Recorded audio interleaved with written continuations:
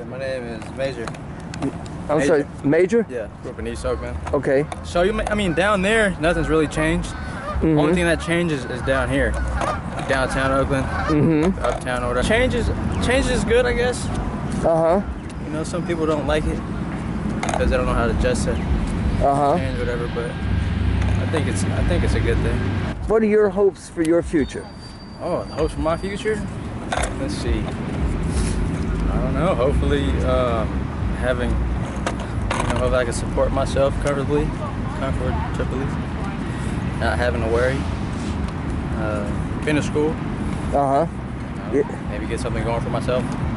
I think a lot of young people, well, and also some not so young people, they have a lot of worries about supporting themselves nowadays. Right. Why? Why? Yeah.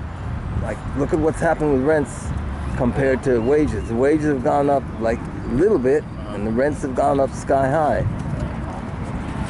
I mean, yeah, I guess you could blame the tech industry for that. Some sort of way, but I mean, I don't know. I try not to let it affect me. Okay. Yeah. Do you follow politics at all? A little bit. A little bit? What do you think of the presidential race? Do you follow that at all? Yeah, it's pretty funny. Is it? In what way? Well, I never thought that Donald Trump would be running for president. That's kind of weird. Any other comments that you'd like, people to think about or anything? I just want to say I love you all, and God bless you all, and I don't know, live life. All right. Be peaceful. Be peaceful. Have joy. Okay. Yeah. Thanks, Major. You're welcome. Take care. You too. My name is Nina. Nina? Okay, and you live here in Oakland, Nina? I do. You do? Yeah. And you just said you were reading an article about the Koch brothers. I was. Was that something for school or? No, self-education. Self-education. Yeah. So what was the article saying, or what are your thoughts about them? The article's about the Koch brothers rebranding as, they make, I learned, hold on, like $115 billion in revenue, like profit a year.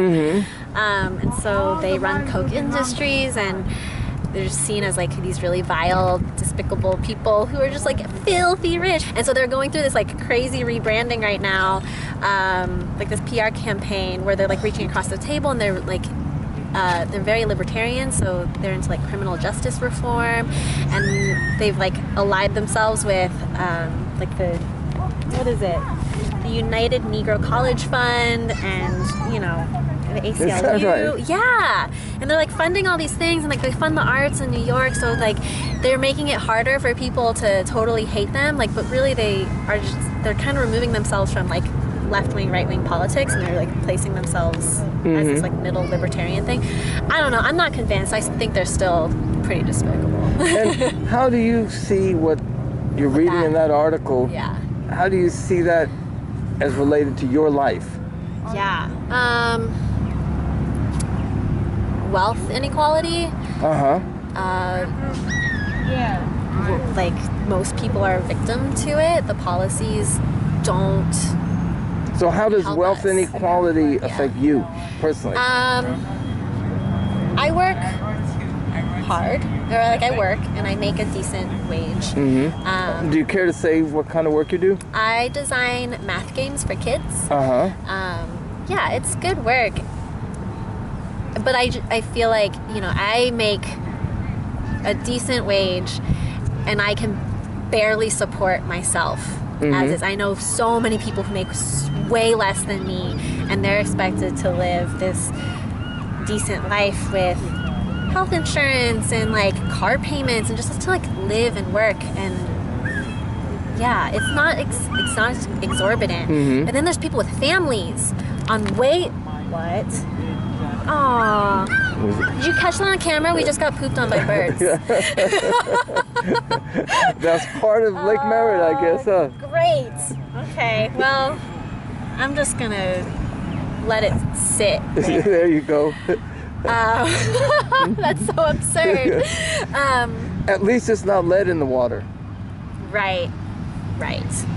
Yeah, but I think a lot of people are asked to stretch very little money, and there are policies in place that, like, once you make a certain amount, it's just smooth sailing, and your money is just this positive feedback loop where it just, like, gets more and more and more.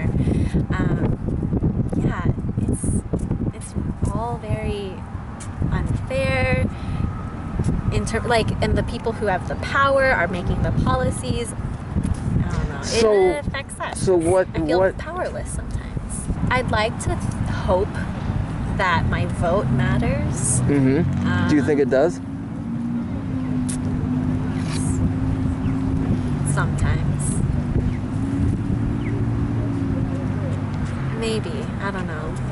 I mean, money has such a place in politics.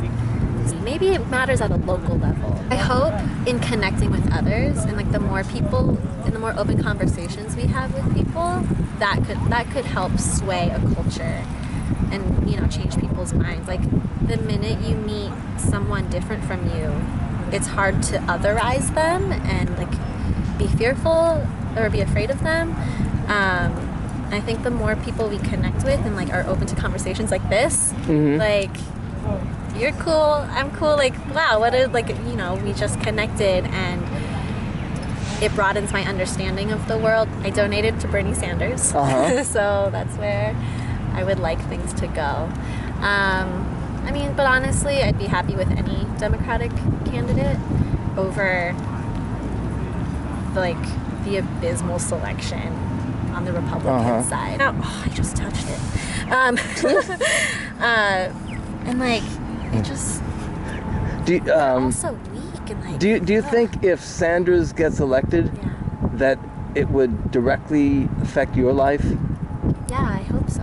I mean, I hope whatever policies he would put in place could get past Congress. But we just can't. I mean, someone's going to budge eventually. It's not like we can have a standstill in politics for 4 years. Where nothing gets made. Like, at least one of his policies will happen, right? Like, something should get pushed through, so it will affect my life somehow.